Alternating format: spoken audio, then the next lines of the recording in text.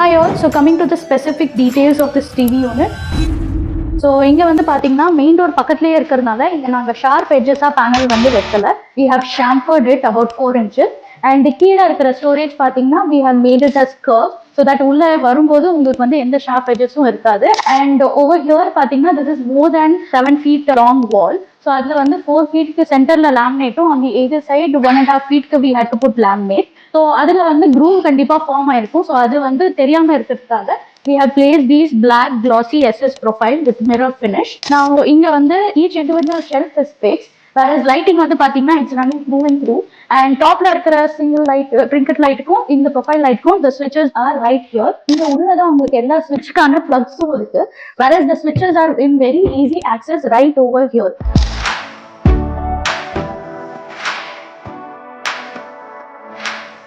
These are the specific details of this TV unit. Thank you so much for watching.